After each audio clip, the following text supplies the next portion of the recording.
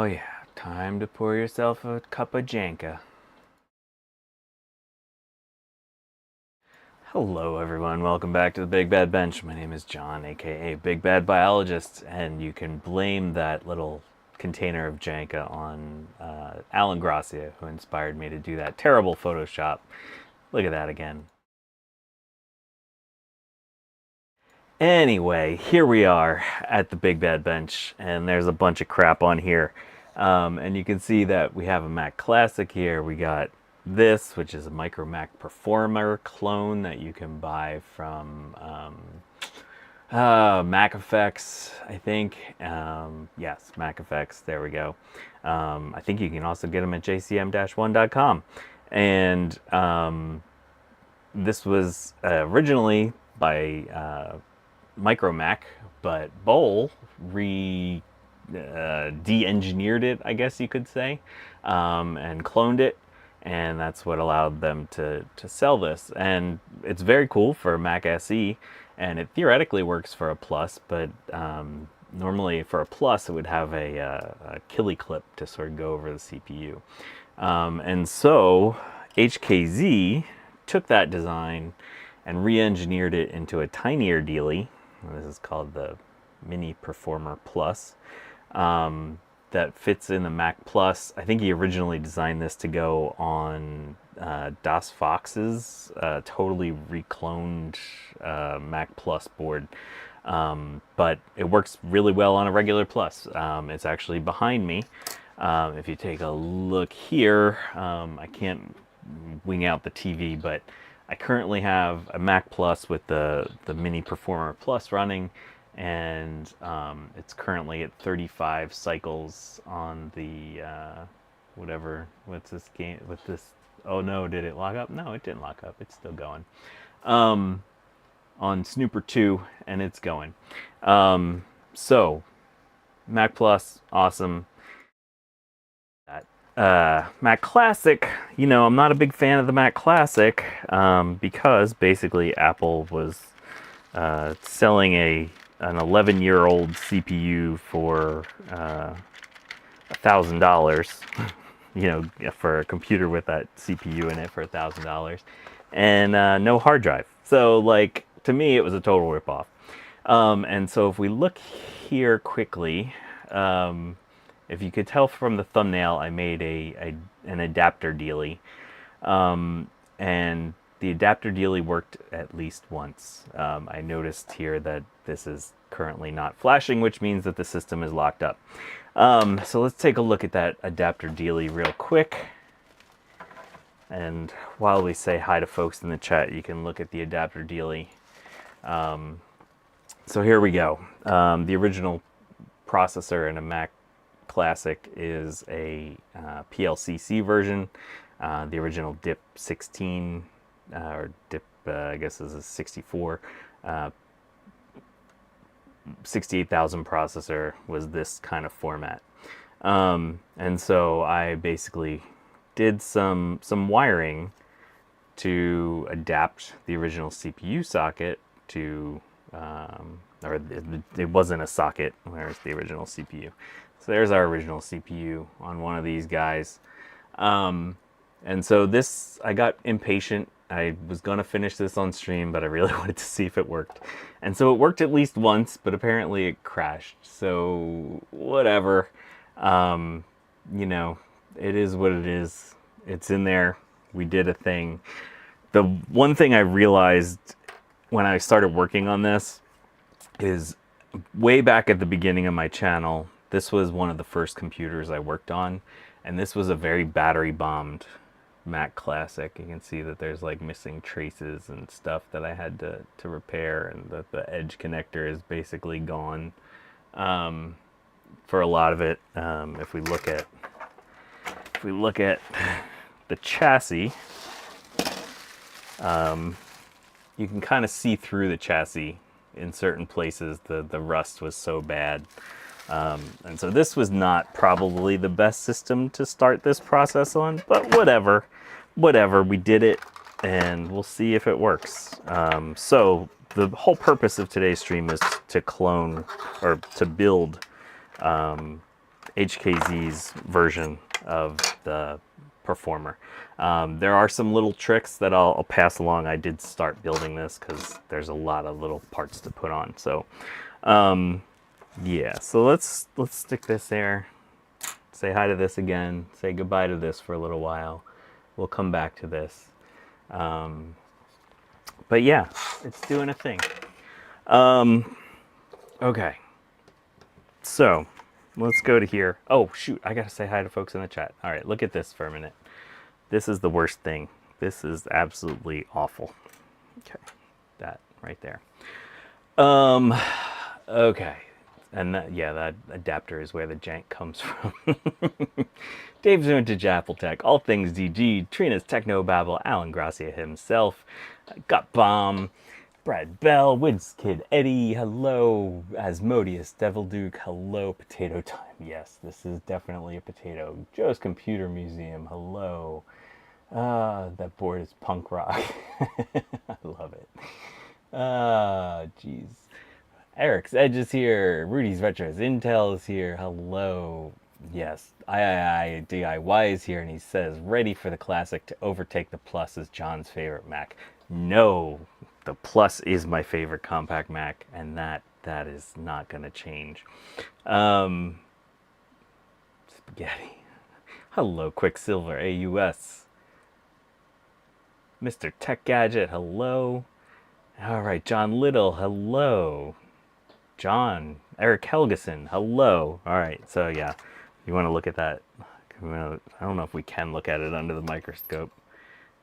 Probably best to not look at it under the microscope. It's scary. The nice thing about this is that there were vias near most of the CPU pins, so it was relatively easy to put nice stable wires in there for a lot of it. But I have a feeling that it's not all perfect. But yeah, this was kind of a mess. All right, anyway, let's get to this project because I really want to show this off because it's really beautiful engineering. So originally it's very cool engineering, and then HKZ's redoing of it.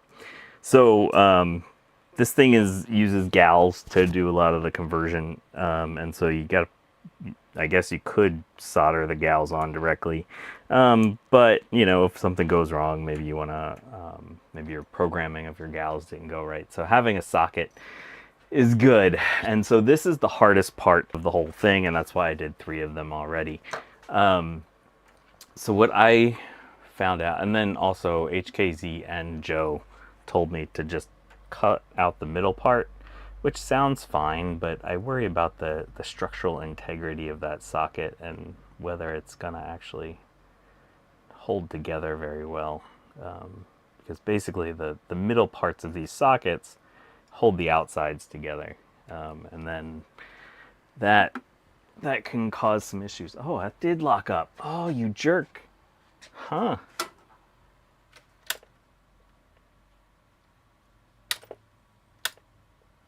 It needs a minute to cool off, I think. Okay, so put a little flux on your solder pads first, and then do the middle and the middle at opposing sides. Okay. Yeah, I know lots of people say that's fine, but I worry about that. Like, I don't know. I'm weird. Whatever. So line up your socket. Mount that side, and I'll go down, and then mount that side, and it'll go down. Okay, so now that's in place. Double check to make sure that it's nice and straight so your brain doesn't itch. Okay, nice and straight. And then come in. You can typically get this pretty well.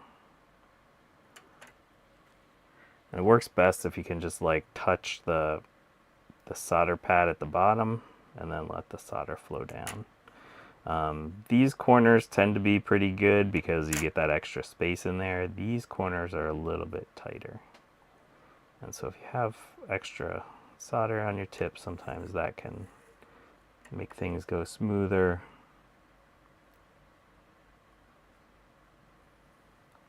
There you go. Flow nice. Those middle legs are the nicest and easiest to do. Oh, and I just got, see, that's bad. You don't want that to happen. You gotta watch all the extra solder that you put on your tip. There we go. Clean your tip, John.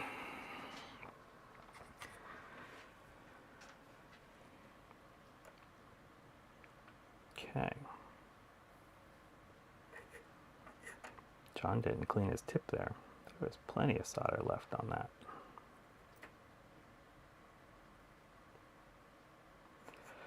But that's also nice while you have extra flux in the bottom there. Helps it flow down if you do have extra.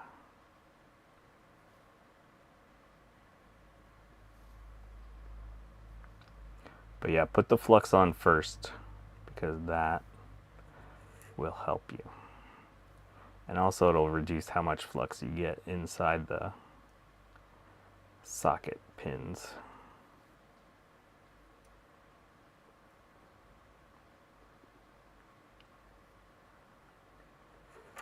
Okay. If you need to, yeah, you can just go like this. Put a little extra solder down in there. And also I will remind you that when I'm streaming with my microscope, I'm only monocular basically. Okay, so they're all in there. That looks pretty darn good. But also, yeah, another good method is if you use solder paste, you can just use hot air to melt that. And that's another way to do it. I'm low tech. I only have regular old solder, regular old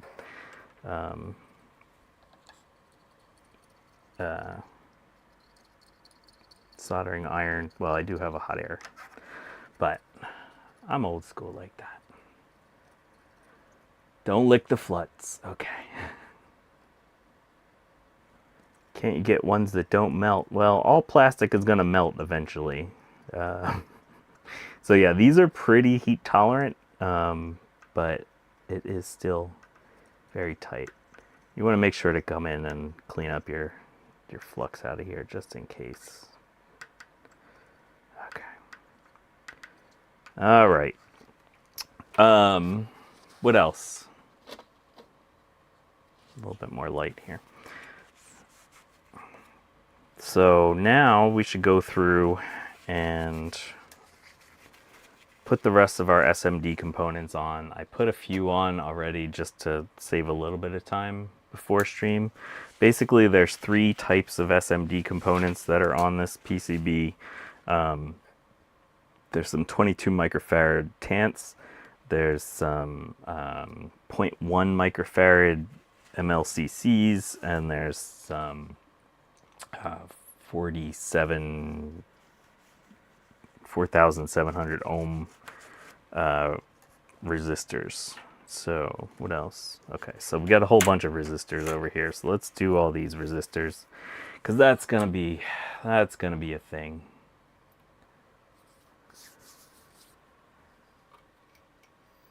Let's see, turn that intensity down a little bit. Okay, how's everybody doing? Lots of rain on the East Coast this week. Anyone get washed away? Oh, so what I do for these is I come through. These are all going to be the same value resistor. I'm going to just put solder on one side. The other thing we're going to do for this is we're going to solder the CPU directly. That's not advisable, but I'll show you my CPU socket that I made before. I was not able to find cheap versions of these CPU sockets, so I did it a little differently. But this one, we're just gonna solder that mofo right on there. I'm also kind of nuts in that I'm going to make sure all my resistors face the same way. That is totally not a thing that anyone should actually care about, but I do. You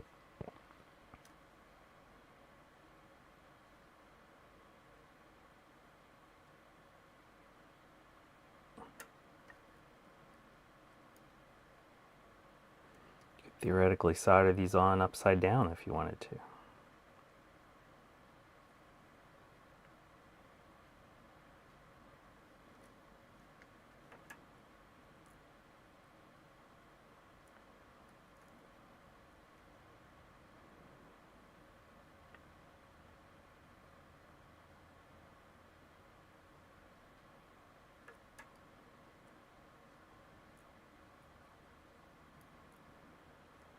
Yeah, it's actually, it's raining right now. I hear a nice little pitter patter of rain on the outside. Very relaxing.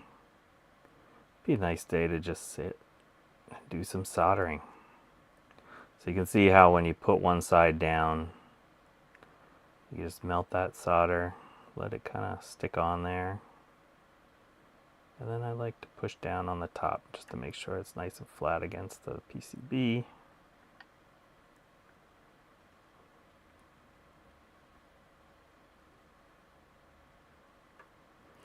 We are better than a pick and place machine, I tell you what. Okay, so we need 3 more of these. Oh, Fabio Battaglia, hello.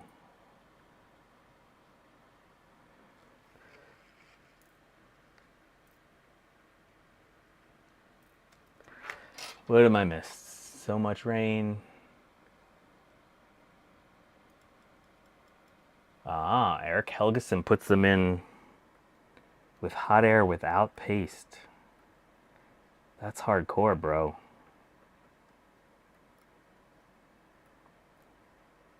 Oh, I got one too many of these out. Set you aside for now.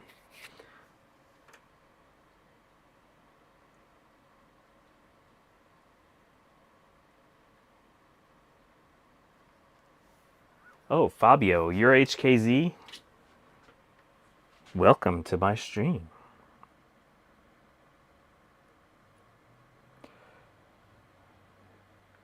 Yeah, you can tell me all the things I'm doing wrong.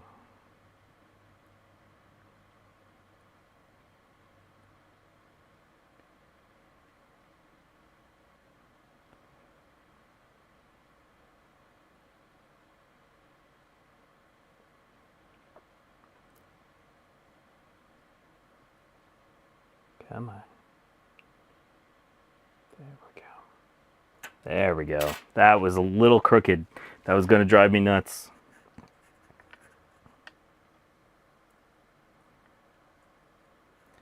Just come in here, heat up your pad, flow it. Boop, boop, boop, boop, boop. All right, so that's all those. Let's see, what else? We got everything mounted here, all of our resistors. Oh, I also forgot to show you. Also, yeah, they are in the video description, but definitely check out HKZ's GitHub on this thing. Lots of information about what you kind of need for stuff here. Oh, they were 4.7 kilo ohm resistors, not 4,000. Yeah, no, I said 4,700. Yeah, 4.7 kilo ohm. Yep. That's all the things you need. The one thing we're gonna see is that for U7, I was not able to get my PAL CEs to program, so I used a regular GAL 16.8VD for this one. Not ideal, I guess. I don't know exactly why. I do notice that I have issues with reset, so maybe that has something to do with it.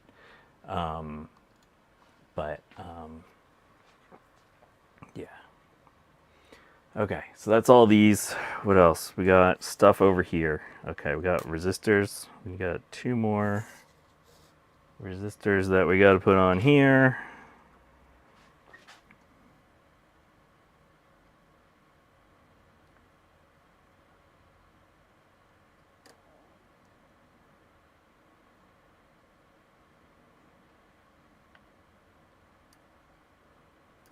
Cool. Okay, one more.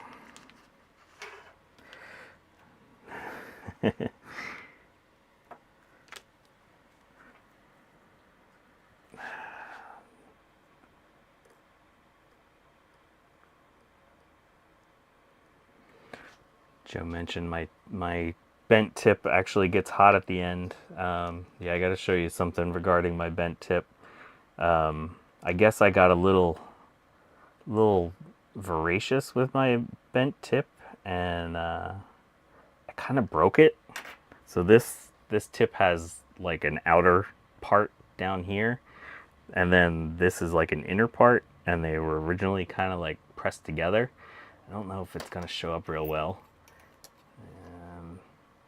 but I have one of those tiny welders for putting batteries together. I had to weld this thing back together because that seam kind of broke and my tip was wobbling around, and I really didn't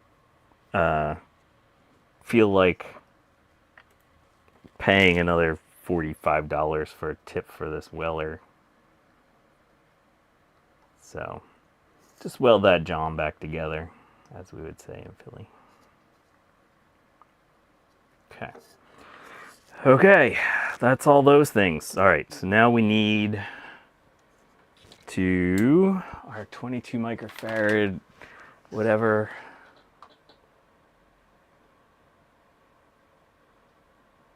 Ah, okay, so there's the answer about that. Trina says to clean my tip. Sorry, Trina.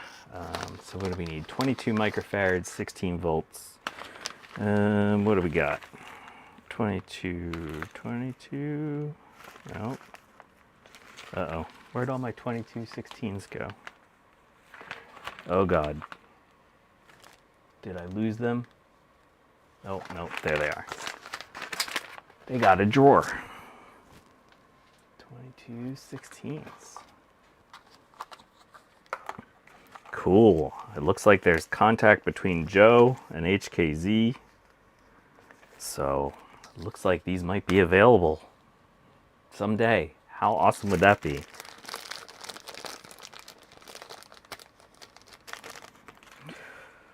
So, for those of us in the US, these stupid, I mean, the PCBs are awesome, but our stupid president and his dumbass tariffs. So the PCB order for these, I got 10 of them. I have a lot of pluses around. I got 10 of them, and the PCB order came to around $50.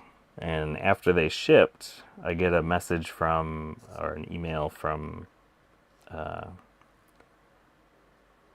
what's the worldwide shipper that I'm not super fond of. Whatever. I get an email from them saying, hey, you owe us $42 for tariffs. And kiss my butt. That sucked. So it added a lot of cost to this thing that I hadn't anticipated. Just wanted to double check on this real quick. The orientation. Okay, so the open side is the minus side here on these for the tants. And so with our tants, we gotta go like that.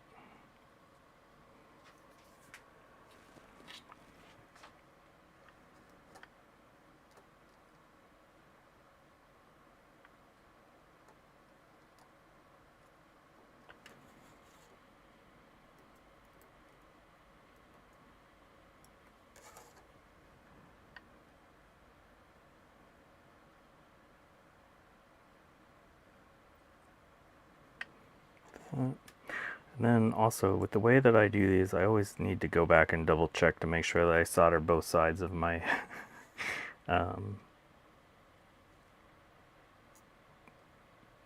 capacitors or whatever components, because sometimes I forget to do that.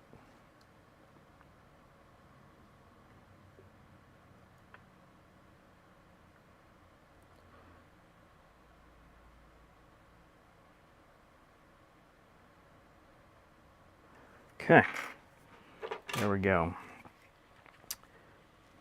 that's that.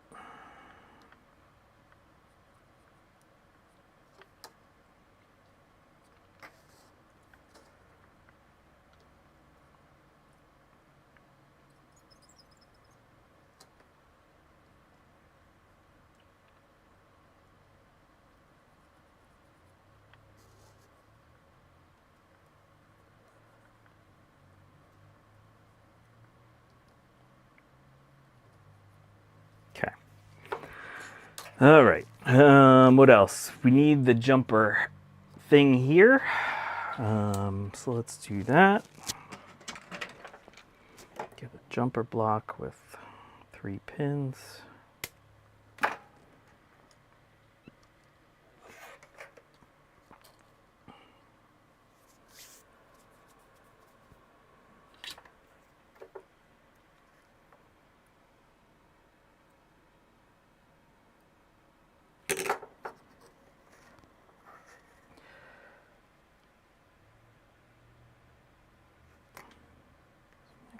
That's flat. That looks good. Okay. There. Okay, so now let's do this guy. That is, oh no, actually, we're gonna do, okay, here's the first thing that we're gonna do that's totally wrong. We are going,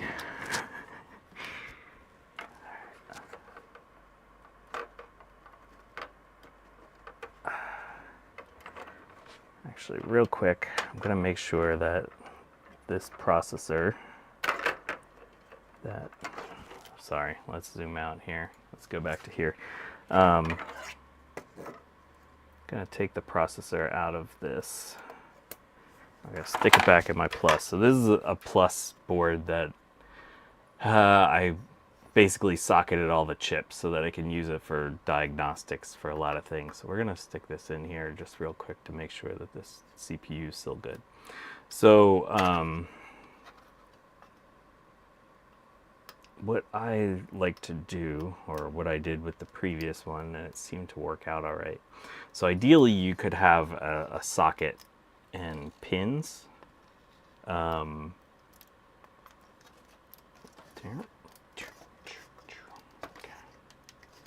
Just want to make sure that this works.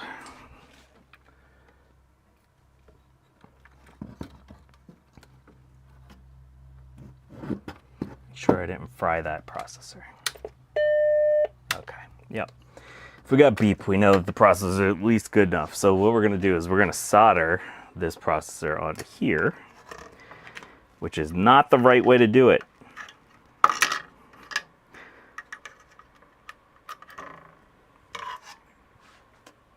Set you aside for a minute. And we're gonna need pins. We're just gonna go here.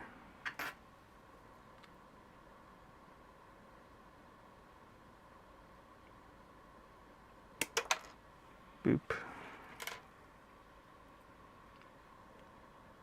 Boop. Okay. All right. So how I did this before, oh, actually we need that. We need this board. This is a very important board. This is our template basically. Let's see if we can zoom in a little bit here. Let's zoom in a little bit. HKZ is probably like, no, don't do it that way. It's sorry, man. This is how I'm doing it. This is so wrong. This is so wrong. But, you know, it's okay. Just calm and have yourself a cup of jam.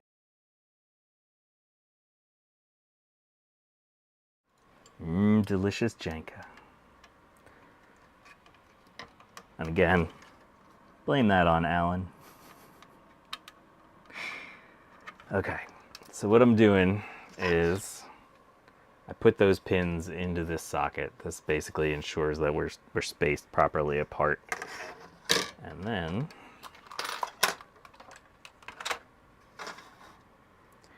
we are going, this goes like this. You can see how nicely this all fits together. And then we're going to take our processor that we had previously removed from a plus, and we're going to put that in those holes. So now both the processor pins and those precision socket pins are both in those holes. Okay.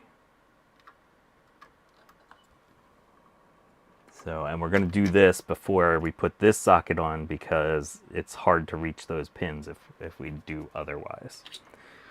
So we're going to use big solder for this because we have big holes to fill. And I would be using my other bigger soldering iron, but actually it busted yesterday. I guess I was just doing too much soldering.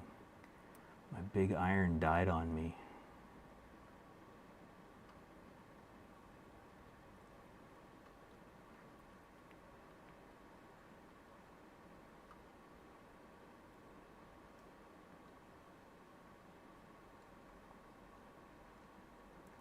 So I don't know, so if Joe decides to sell this, the issue is going to be the ability to make a killie clip. And I know he made a killie clip before for the whatchamadoodle.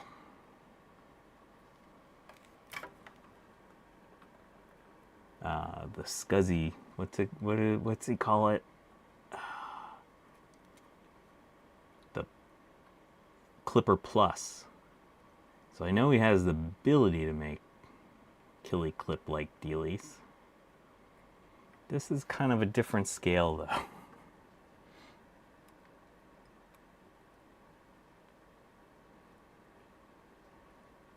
This might be one of those things to sell as a service.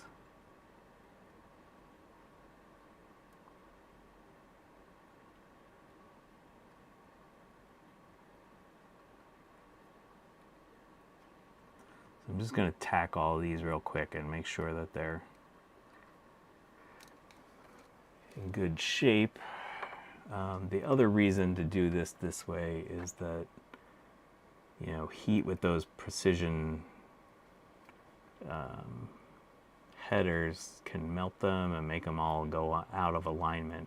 So if you have everything in the sockets like this, you're less likely to melt your junk. So it all works a little bit nicer.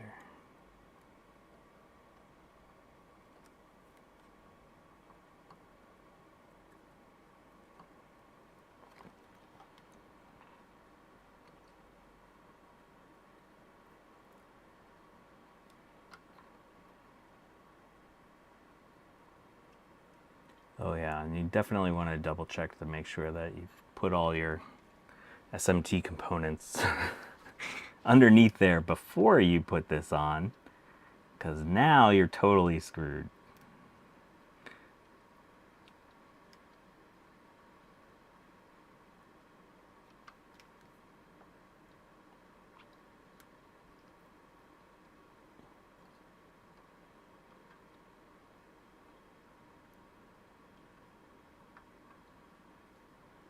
And also double check to make sure that you're putting the processor on in the right orientation. Oh, look at that, I got a bridge. I made a solder bridge.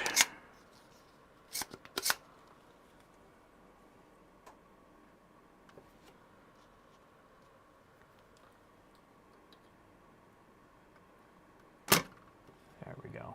Goodbye, bridge. Clean your tip, John. Thank you, Gut Bomb. Thank you, Gut Bomb.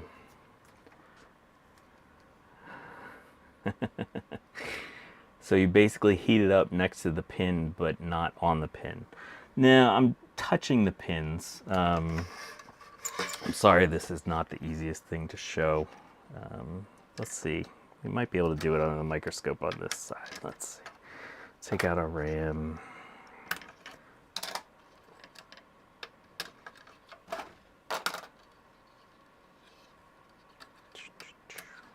Okay.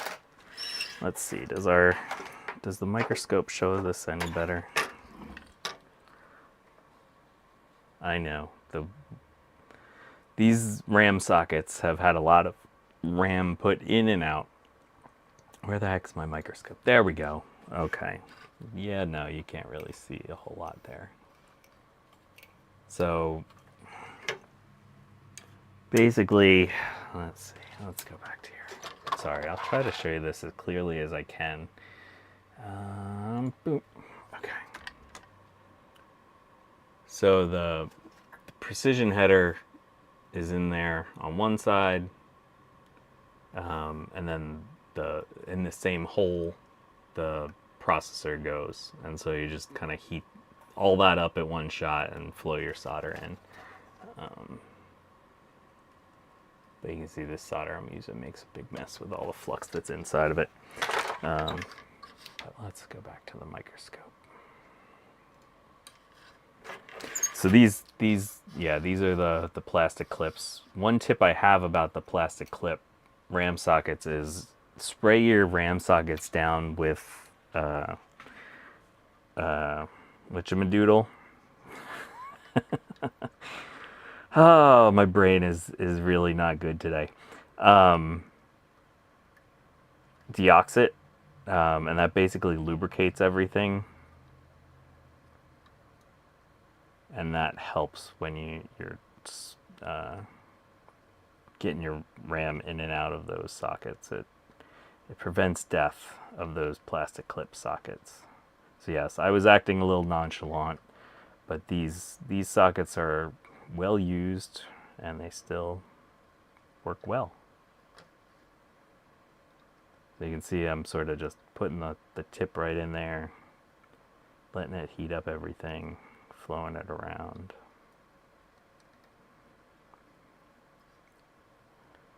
And again, this is a plus board, so it's got this, and it has precision sockets on the board itself.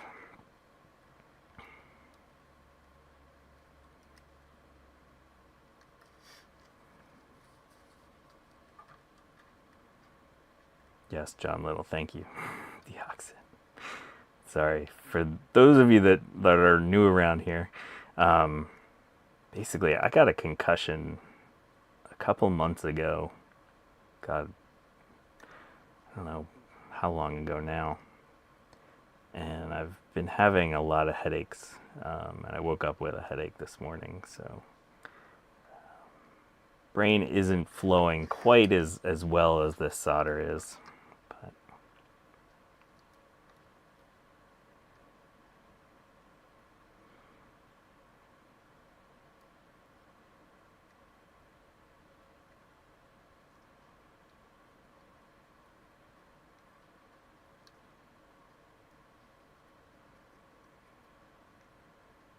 that one must be a ground pin. Yeah, I think that is probably a ground pin. That one took a lot of heat. Clean my tip, John. Where's Gut Bomb?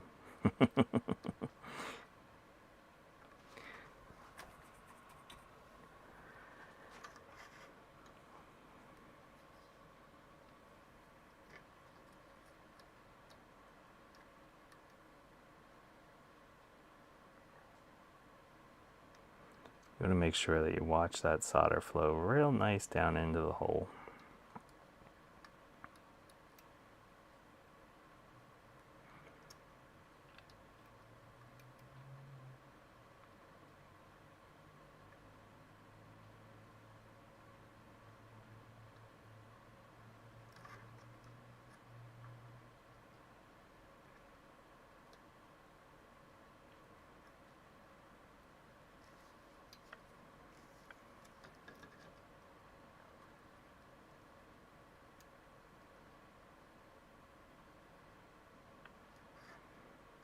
Okay, getting close.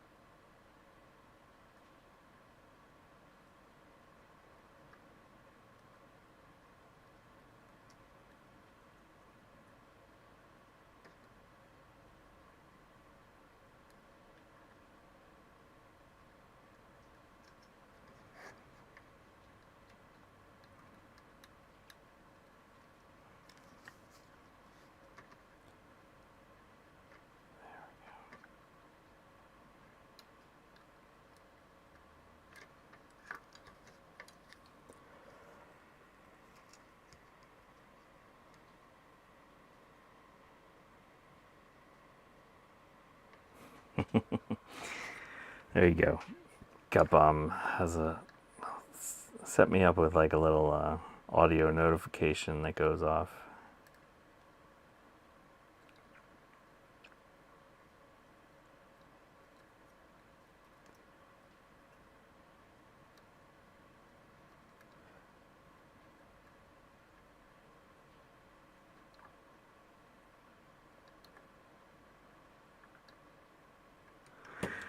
Okay, I think that got all that. All right, clean the tip before we go back.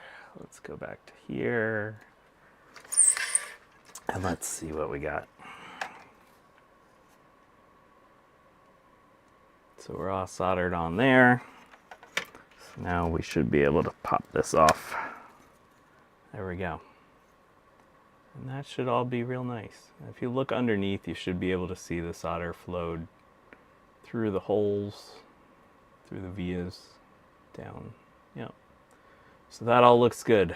Now we got to put a 20-pin socket.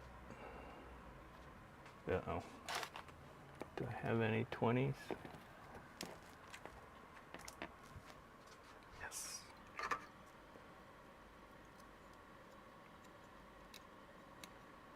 Beautiful. Okay. Go back to the microscope.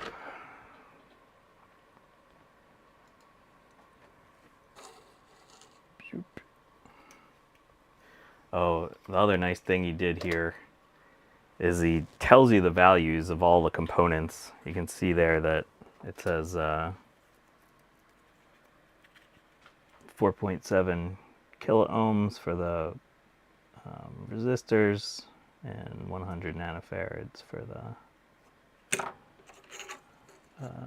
capacitors. So if they're not marked specifically on the board, there are instructions on the board to remind you what to do. Okay, so what I did was I soldered those, reheated them, and pushed each side up, so that's all nice and flush on the board now. Okay.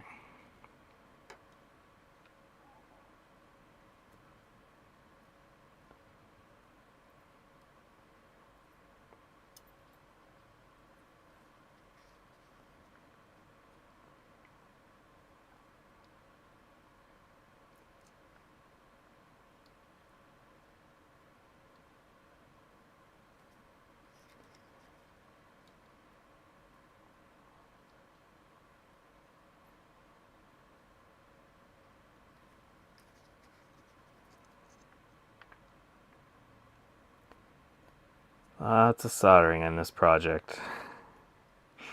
It's a nice rainy day. I wish I could mic the rain, pass that through the audio, have some nice relaxation, let everyone take a nap, and eventually we'll be done.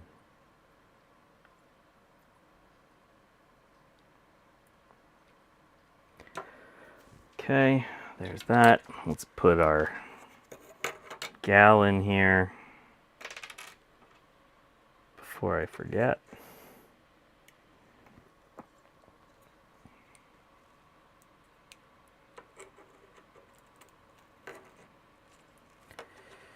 And let's put our math coprocessor socket in there.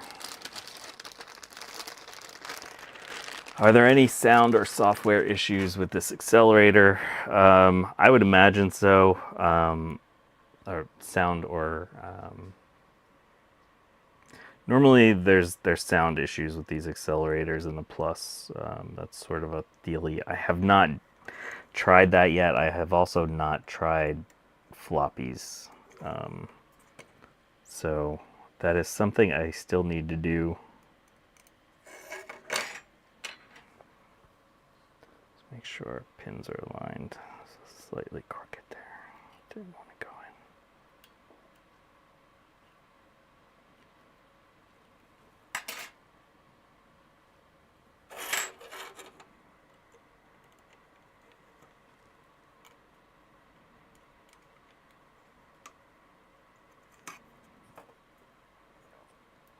These pins are always little Little wonky.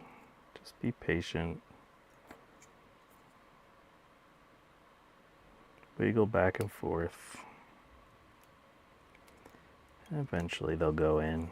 Don't force it. There we go. Oh, you missed most of that. I always use 60/40 solder just because it's so much easier to work with. Oh, you stupid socket. Oh, yes, socket you. But it, you know, if you're a pro, you can use whatever solder you're into. I'm not going to eat a whole lot of solder, so I don't mind using leaded solder. The issue is purchasing it these days. It can get kind of expensive. Come on. There we go. Hey, socket wench. We're doing all right with our socket crimes.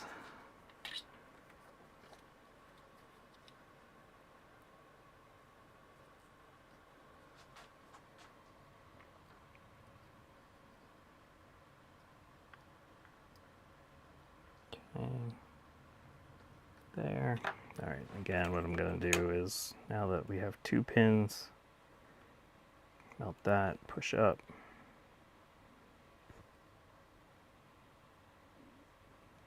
Melt that, push up. Okay. And you can just always double check, make sure it looks nice and even. Okay. And now it's hardcore.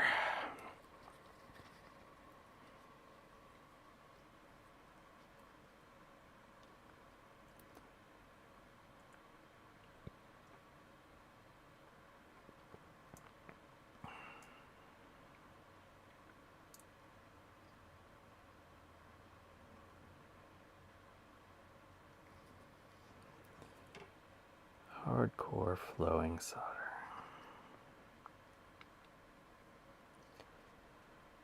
You don't want to rush too much on these because if you miss a solder joint, look at all the little solder joints we got on this PCB. If you miss one, to go back and to try to figure out which one you missed.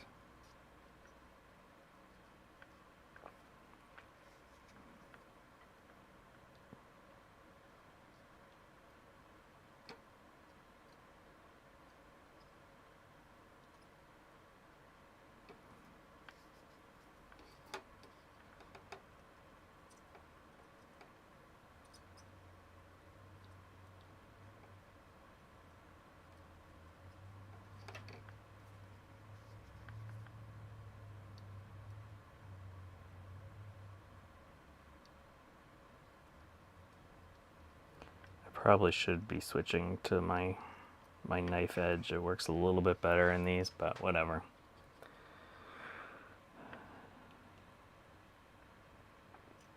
I do love the bent tip. It is a good overall flexible use soldering tip. That one must be ground. Took a lot of heat.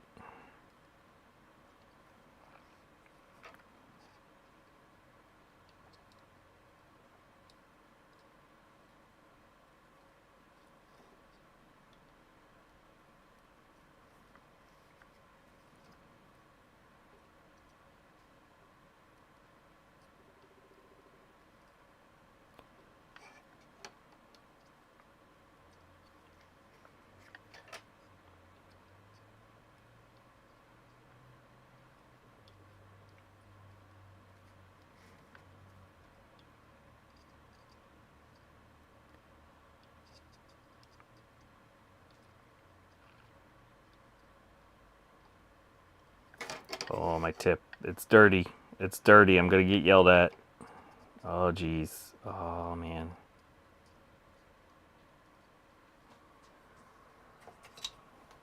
Hey, Adam Baranek. Okay.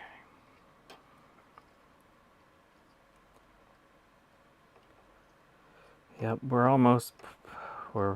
probably what? 3/4 of the way put together on this thing. How long have we been going now? 53 minutes? Yeah, it's not too bad. Nice little rainy day project.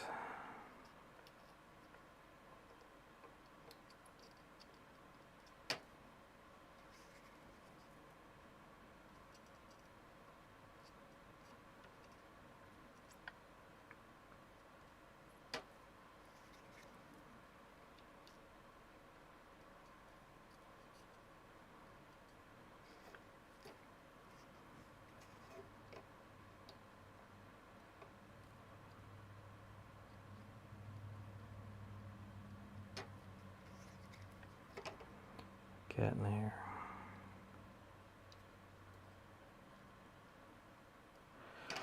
And so we're, you know, in addition to putting this part all together raw with the processor and not using a socket, we're also not going to use a socket for the 68030.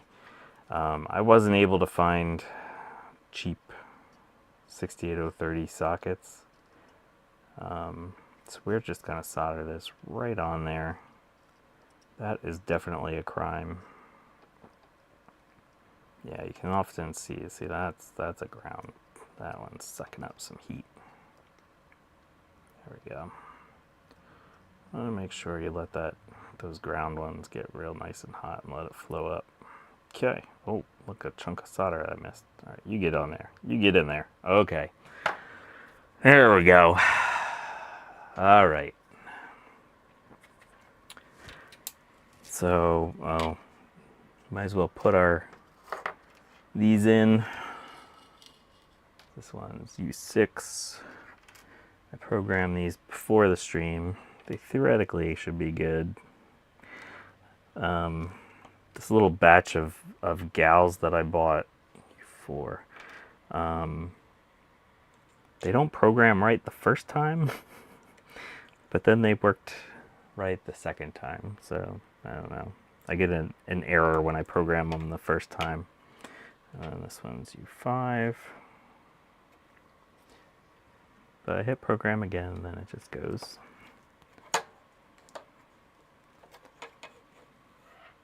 This one's U3.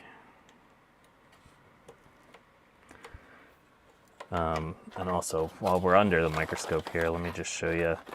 These are the PAL CE chips I got. I could not program these things. These would not program at all for me. So I don't know what was going on there. I blame myself. I was probably doing something wrong. Okay, we got to put in pins here, and we also got to solder in our socket or our processor. I bought these processors on eBay.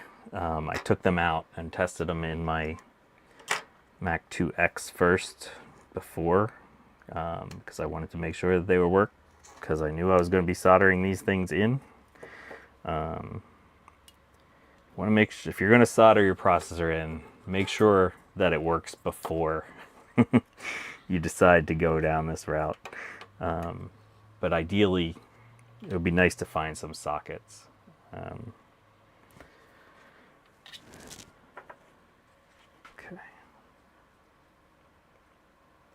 Put a little heat on that one.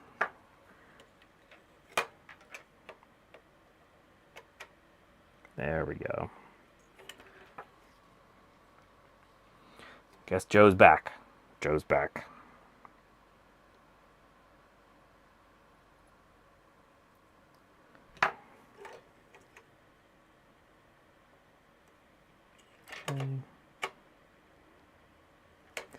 Okay, so that's secured. High throughput soldering time again.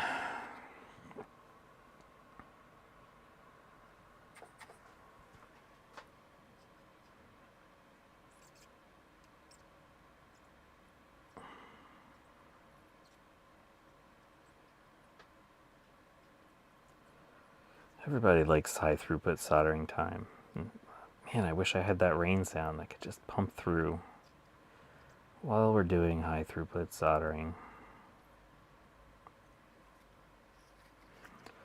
So everyone keeping an eye out and make sure I put all the solder joints on both sides of my SMT components.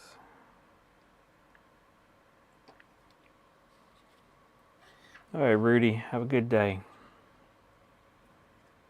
And I apologize if I missed any comments. There were a lot of comments today. Speaking of which, make sure to hit that like button if you don't mind. That would be swell. I think you're swell.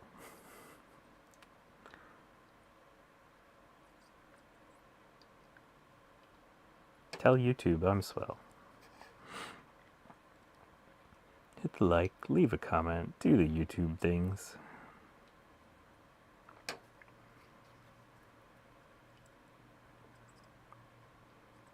Oh man, look how dirty my tip is.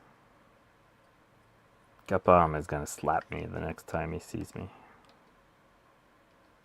Speaking of which, next weekend is Swap Fest at MIT. And I think I'm gonna try to get a bunch of junk together and sell. So if anyone's looking for an unrestored Plus or iMac, probably some Dell Pentium 3 era systems, I hope to have a bunch of junk for sale. We'll see. I've been working my butt off outside, so I haven't been in the workshop as frequently as I should right now.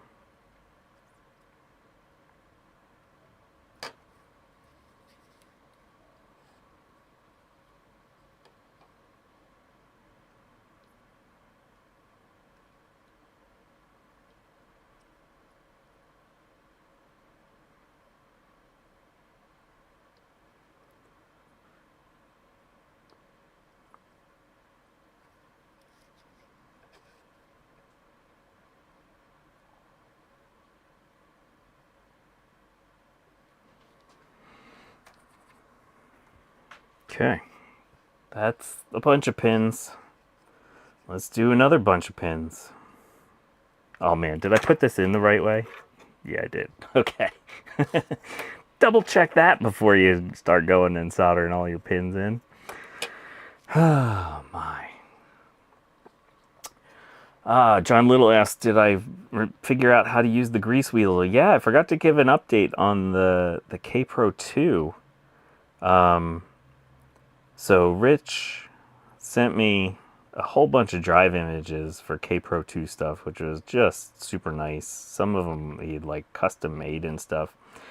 And so I burned the CPM, or burned. What do you call it? Do you call it fluxing a floppy disk? I made a floppy disk from one of his images, and I used my 360K floppy drive from the Commodore project, and the K Pro 2 booted right up instantaneously. It was amazing. So then I took my 160K drives and put them in my 5150, and it turns out that one of the K Pro 2 drives was bad. So one worked fine, the other one was great.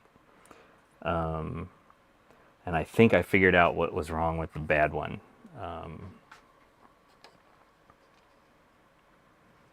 So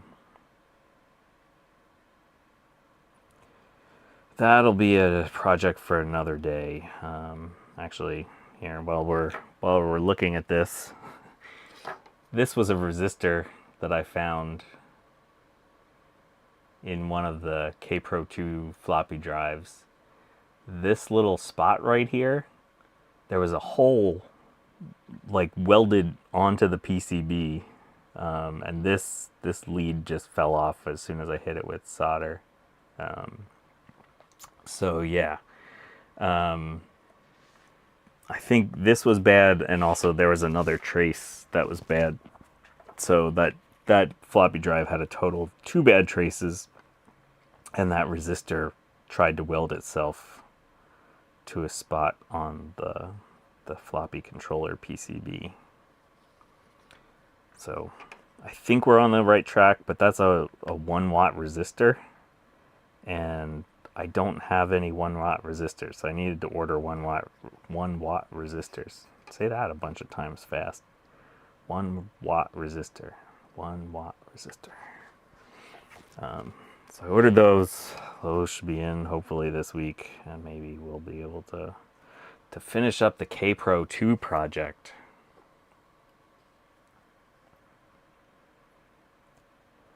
The Commodore project is sort of on hold because I got sick of it.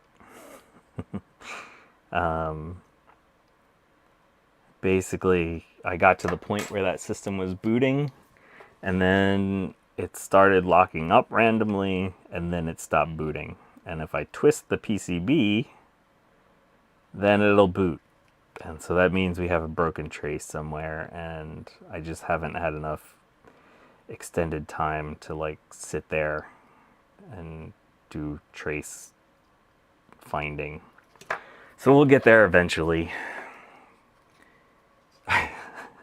All things DG says, you can finish projects? Yeah, it doesn't seem that way around here, does it? Hopefully we'll finish building this dealie today. That's sort of like finishing a project, right?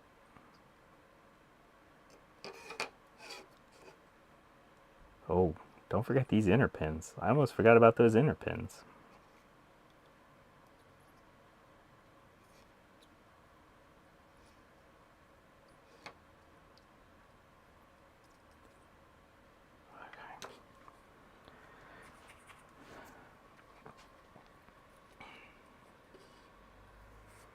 All right, HKZ, thanks for hanging out, man. I appreciate all of your work.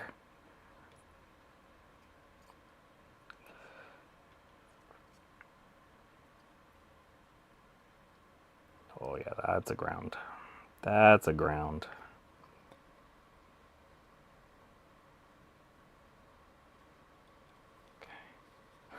Brad Bell says I could rent out the Commodore to some mice. No, we want to avoid mice getting back into the Commodore. That's what caused our problems before. So you stay away, mice. Come on. Ooh, lots of ground there. So much ground. There we go, flow.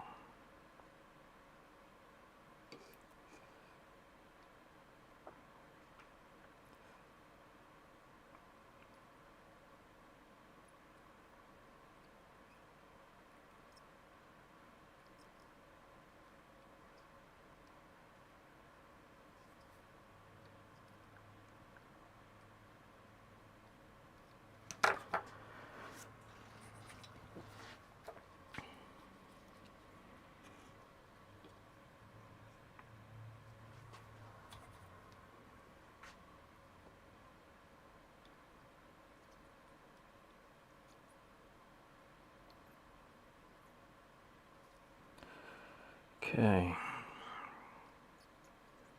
Getting close. Oh, we also got to put in the little pin header things for the oscillator.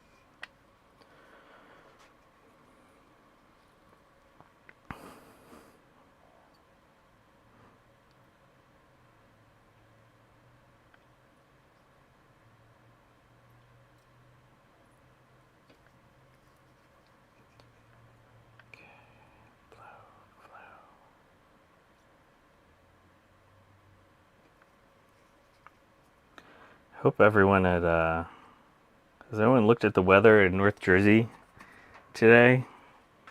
The VCF East swap meet was happening. I wonder when the rain started there.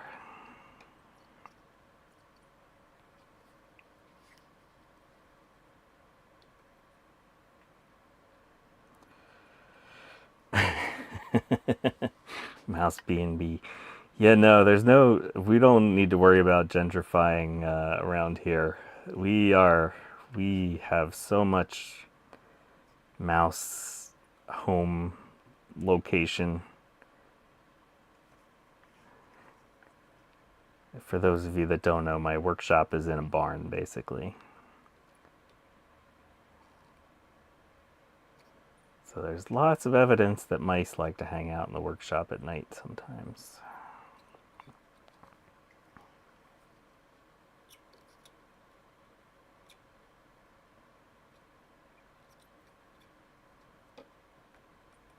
Or even during the day. Who knows when they're hanging out.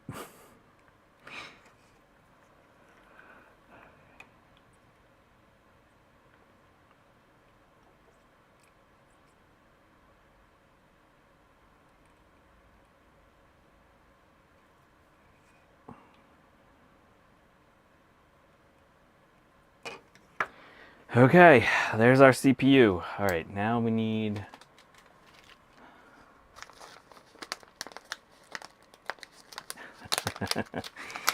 Well, Trina says there's a picture of Steve with printers. Yep, it wouldn't be a VCF event without Steve and printers. Okay, so basically what I have here is some of these, and I've just taken out these. So we're gonna steal this 40 megahertz crystal. Do need to be careful about doing this. Basically what can happen, see how those will touch the bottom of the can, crystal can? That can kind of short out your crystal. And so you got to make sure that it doesn't go all the way down. These are not the ideal things to use, but it's very hard to find good can crystal things or sockets. This would go like this. Not that it really matters right now because we can just pull them out, but whatever. The neat thing about this is you can run the FPU asynchronously from the CPU. And that's pretty cool. Hey, Roger Salter.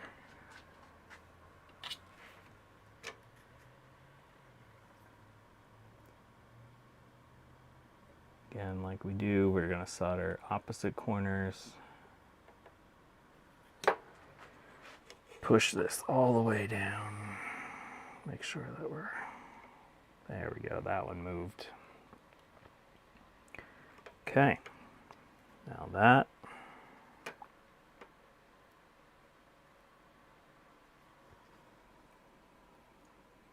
And that. Yeah, that one. Very groundy.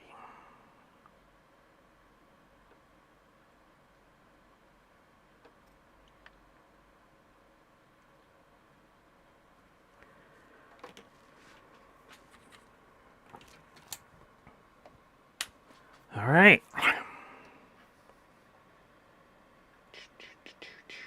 go back to here. All right. So there's this. This was the one we used before. This is the one we just made. We are going to steal the FPU out of here.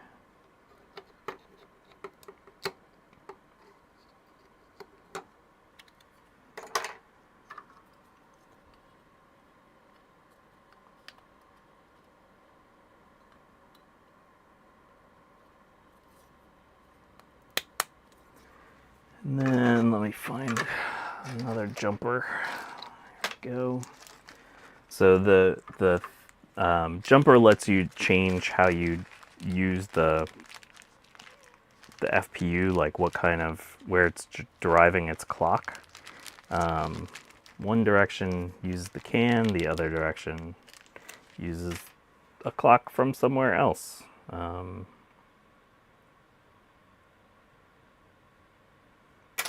And so for this, I've noticed this works. So we're gonna leave it like that. Okay. So there we go. An hour and 13 minutes. I know we didn't get started on this immediately, but that's how long that takes about. All right, so what's our probability on this thing actually working? Doop. Let's plug in our RAM. So we'll test it out on the Plus first, just because I know that it has previously worked on the Plus. And then we'll get to that Classic. If we can have a 68030 Classic, that's not too bad. All right, we're gonna plug this in.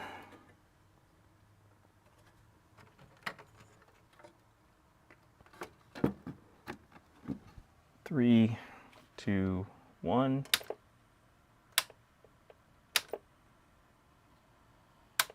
No, we got nothing.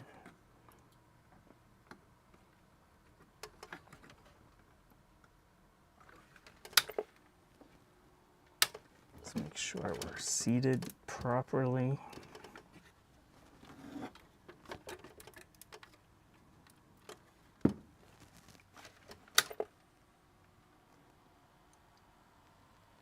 Oh,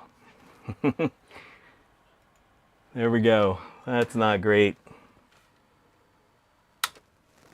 Sometimes we get that when we have a bad CPU, but that's why we tested the CPU first.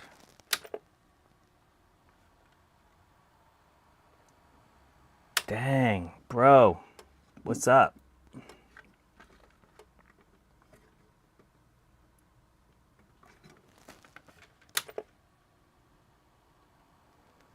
Oh, man.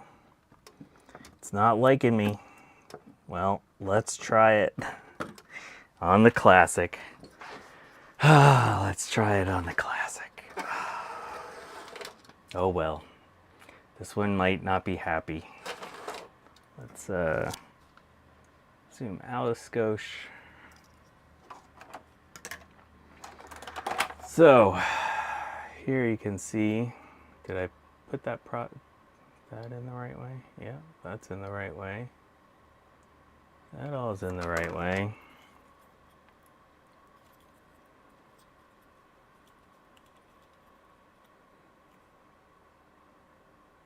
I think we put all of our components in. Yeah. Let's try it in this.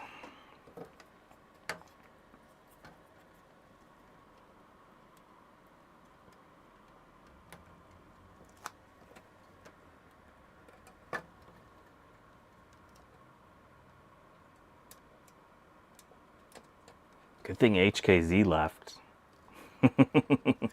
He'd be very disappointed in me. We tried that CPU. Hey, Bacchus.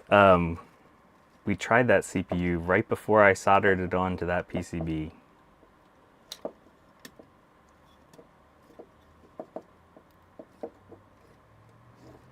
So there we go. There's that mess.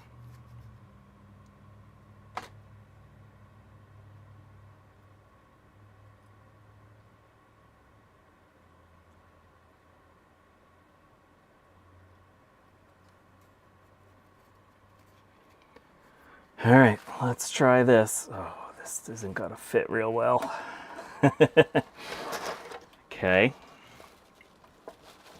Eh.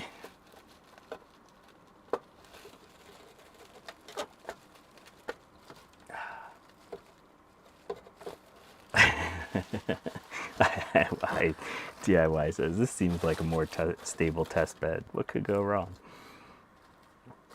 All right, we are hooked together. Let's throw a RAM card in there, just cause why not?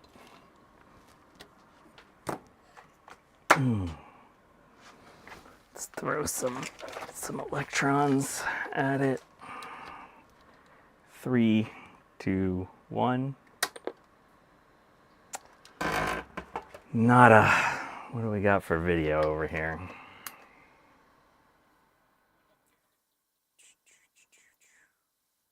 Oh, yeah, we got stuff basically not happening. All right, let's see if I did something wrong putting it. Let's pop this crystal out real quick. Let's try it without that. Nope. Same thing. Chirpy.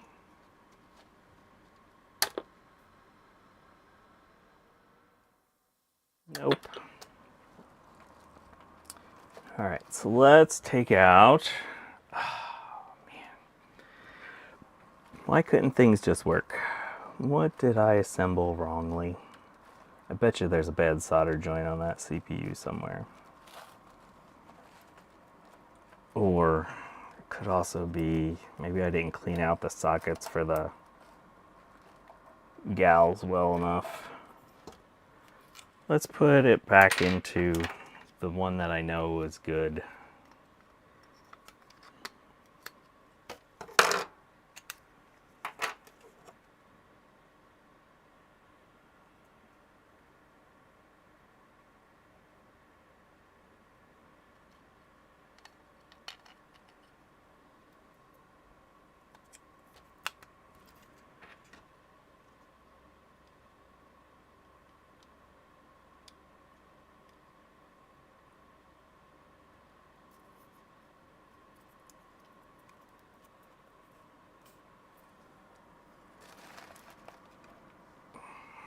That's kind of precarious.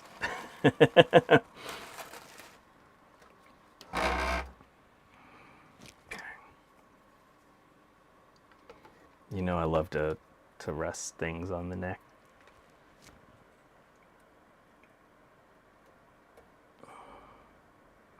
It is totally possible that a gal did not program properly.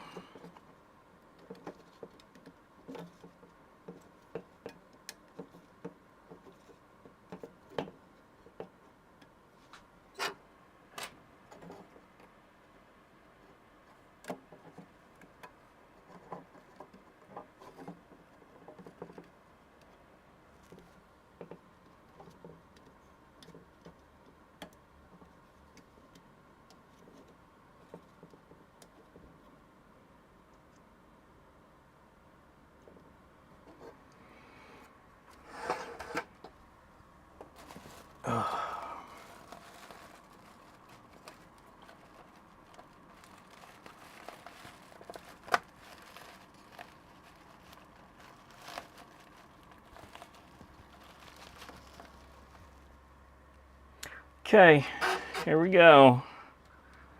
3, 2, 1.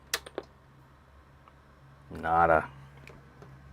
Okay, well, at least we know. Yeah, same checkerboard.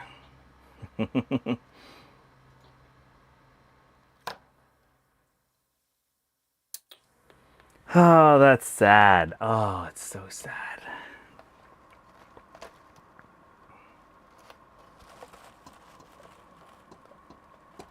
Let's see if I just did something really stupid. Let's put that back in the plus. Make sure everything's fine there.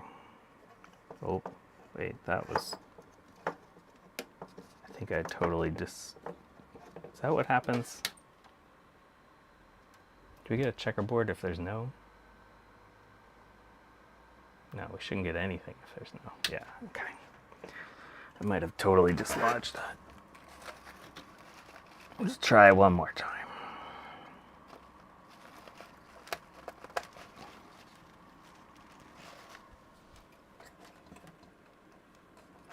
Yep. That is not very stable. I'm not a fan of precision sockets, but they're sort of required.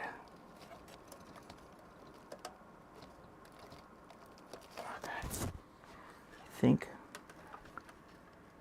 I think I see everything is physically connected. Boop. All right, let's try it again. Time.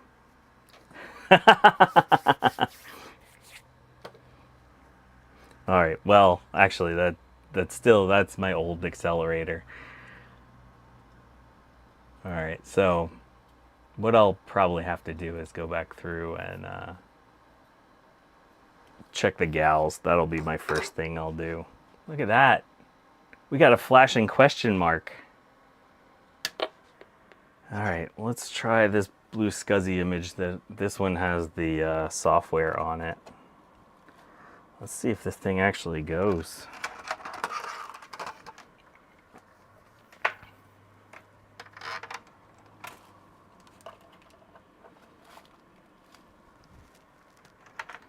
Let's see if it boots a second time. Yeah.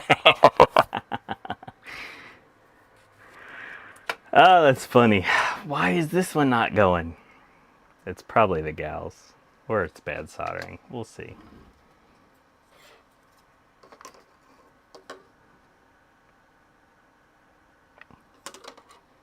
Come on, boot buddy.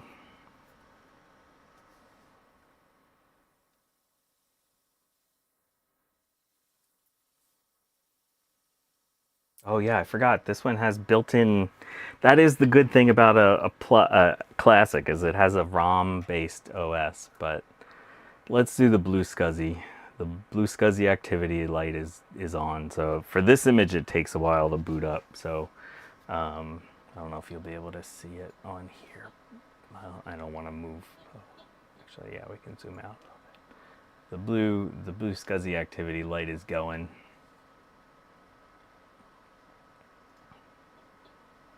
And yes, I do need to fix the alignment on this CRT.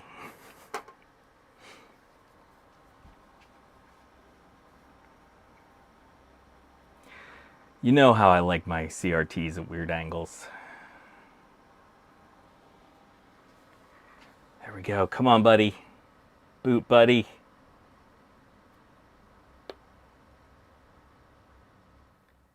Come on.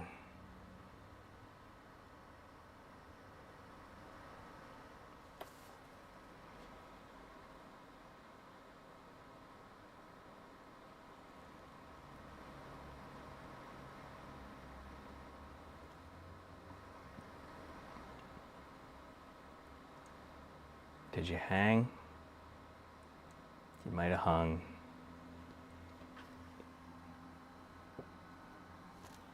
Just want to give it a minute. Blue scuzzy activity LED is not going.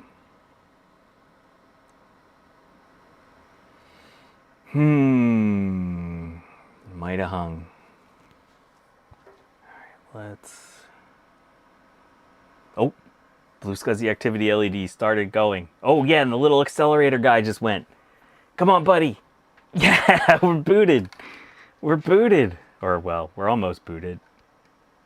Yeah, well, we're having... Yeah, that's fine. Yeah, buddy. This is silly. Oh, I love this. This is my best creation ever. So, let's see. Let's run Snooper.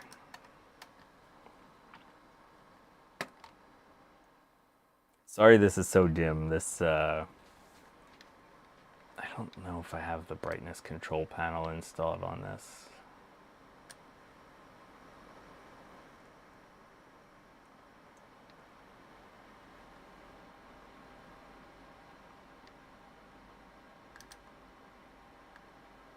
I do not.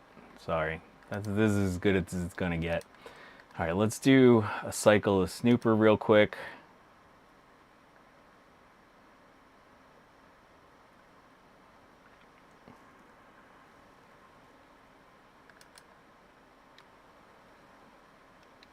Oh, real quick, let's go to CPU info.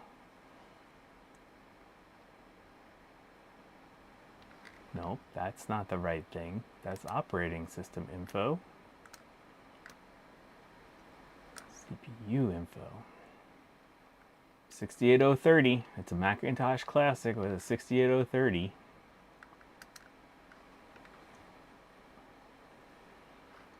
So we're going to click none. We're going to click CPU. We're going to click FPU. And we're going to click accelerator. I'm going to say start cycle. Do log.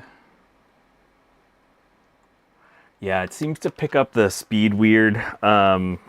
It seems to want to detect the speed of the math coprocessor, because really this should only be running at 20, or it should be running at 16 megahertz.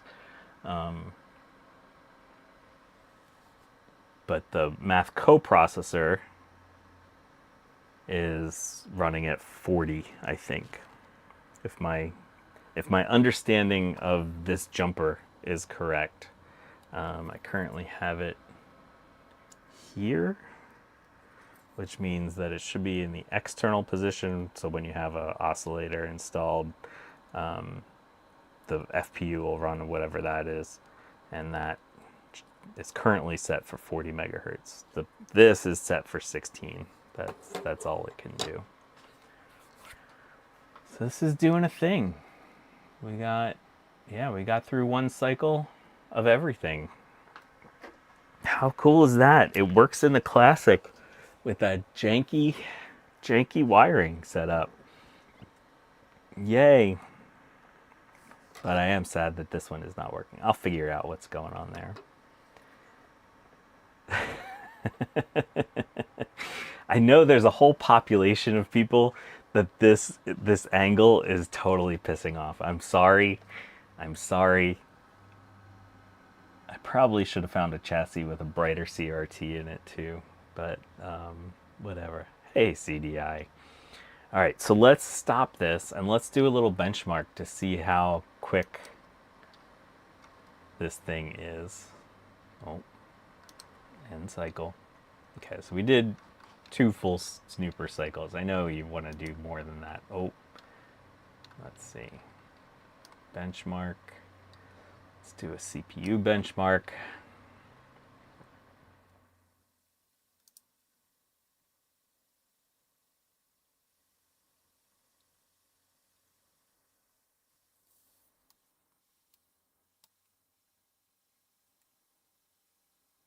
This is only saying 166%. I think when I did it on my Plus, oh, okay. So when I did this on my Plus, it was like 250%, I think.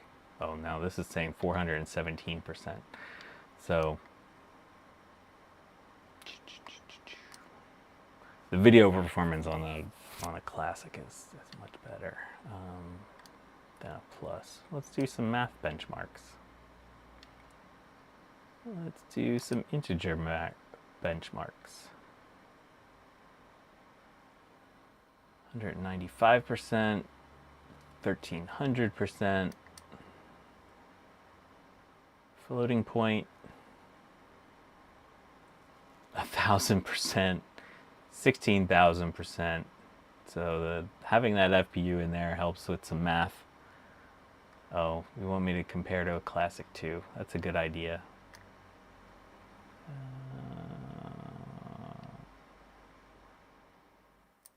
Oh, not that one. We're not going to compare that to a Quadra. Classic 2.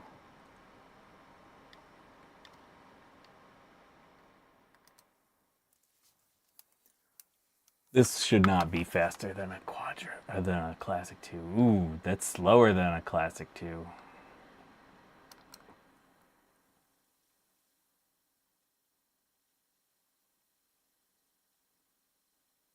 That's faster than a Classic 2.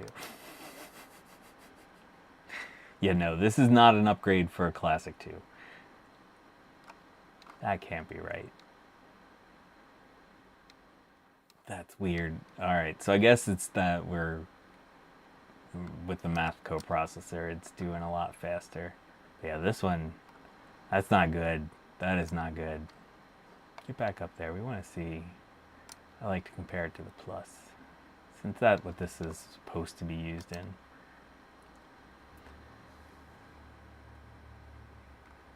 There we go. All right, so, well, this is fun, and it's freaking working. So how cool is that? I was so sure this was not going to work. Shut down. So there we go. There is this freaking abomination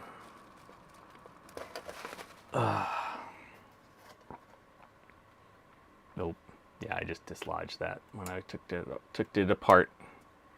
So there you go. If you like this janky mess, hit the like button. I would probably advise against doing this upgrade. It's just a lot of work, and yeah, it's neat looking. Look at that. Yeah. I have to do some more testing on this. It would be nice if I could actually find these 68,000 dip sockets. They're not easy to find. But there you go. If you're totally insane and you want to try to wire up your own CPU accelerator board, there you go. The HKZ Mini Performer Plus will work in a Classic. We have definitive proof. How long have we been going? An hour and a half. That's not too bad. I was expecting this to take a lot longer. 37 folks. Thank you for hanging out and seeing this mess. I'm going to fart around with the gals on this and make sure. There's a chance that I didn't clean these sockets well enough and maybe there's not good contact, but this is not HKZ's fault at all. This is totally my fault for doing something wrong during the assembly. Again, we saw that it works fine there. But I think that's going to be it for today. I want to thank you all for hanging out today. That was a heck of a, oh yeah, clear case for a Classic. There you go. Thanks for hanging out today. Hopefully next week we will be back and finish up the K Pro 2, and maybe if I'm feeling up for it, finish up the Commodore. Oh, I want to show you another reason I wanted to toss the Commodore out. Why I got frustrated with that. I ordered a replacement badge, and it's nowhere near what it should be. I'm just so disappointed in this. This one I'm gonna have to make work because this is just way wrong. And there's really nowhere else to buy these, so I'm gonna have to figure out how to clean that up. So anyway, we will see you all next week doing something or other. Oh, I also got a video card. It's GPU June. I know most of us are into retro stuff. This is a fairly new video card, but I got this for $5. It's a GTX 1660 Super, and supposedly it just was missing a cap. And if you see down in there, you can see, let's see if I can get a poker. There's a spot right there that's missing a cap, and a spot over there that's missing a cap. But if you look more closer, I don't know if you're going to be able to see it without the microscope, there's a whole bunch of surface mount parts that are missing there. So this thing had a issue. I don't know how the heck somebody got in there and screwed up the card that bad, but gonna do a GPU June video. That might be like a midweek bonus kind of thing. But yeah, have a lovely week, y'all. Thanks for hanging out. Hit the like button if you wouldn't mind. And make sure to check out Dave's Vintage Apple Tech tomorrow. And I think that's all. I don't think Trina's streaming today, and I haven't seen Tech Ambrosia post anything. All right. Bye, folks. And oh yeah, as we say here, well, aside from have a cup of Janker, you know what we're going to say. If you're a Trumper, go F yourself.